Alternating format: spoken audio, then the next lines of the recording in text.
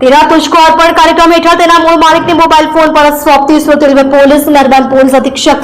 Shri Abhay sorry સાહેબ વડોદરા નાવના હુકમ અન્વયે મિલકત સંબંધીમાં ગુમ તથા ગુનામાં ગયેલ મિલકત સત્વરે શોધી મૂળ માલિકોને પરત કરવા તથા તેરા તુझको अर्पण કાર્યક્રમ સાર્થક કરવા સૂચના આપેલ હોય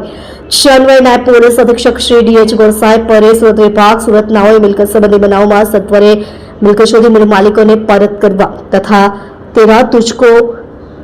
अर्पण कार्यक्रम सार्थक કરી અમલવારી કરવા સૂચના અને માર્ગદર્શન આપેલ ઉપરોક્ત માર્ગદર્શન અનુસંધાને સુરત રેલવે પોલીસ સ્ટેશનના police inspector Shrimati HD Vyas Surat railway police station part A ગુનો રજિસ્ટર્ડ નંબર 2025 ફાટી ન્યાય સંહિતા 2023 ની કલમ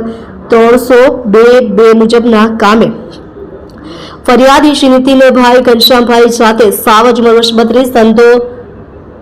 નોકરી રહેસી એક મકાન નંબર 501 શ્રી રેસિડેન્સી મહાલક્ષ્મીની પાછળ યોગી ચોક સુરતવાડા નાઓની ફરિયાદ દાખલ થતા police head constable Lalitkumar Mohanbhai તથા સાથેના પોલીસ કર્મચારીનાઓ સાથે તારીખ 5/10/2025 ના રોજ ઉપરોક્ત ગુનાના કામે ચોરીમાં ગયેલ એક રિયલમી 5 પ્રો કંપનીનો મોબાઈલ ફોન જેની કિંમત ₹13,000ની મત્તાનો મુદ્દામાલ રિકવર કરી નામદાર કોર્ટના આદેશ મુજબ ફરિયાદીને સોંપવા હુકમ થતા તેરા તુझको अर्पण कार्यक्रम हेठળ આ કામના ફરિયાદીનાઓને સુપરત કરી તેરા તુझको अर्पण कार्यक्रम રાખી સાર્થક કરી પ્રશંસનીય કામગીરી કરેલ છે।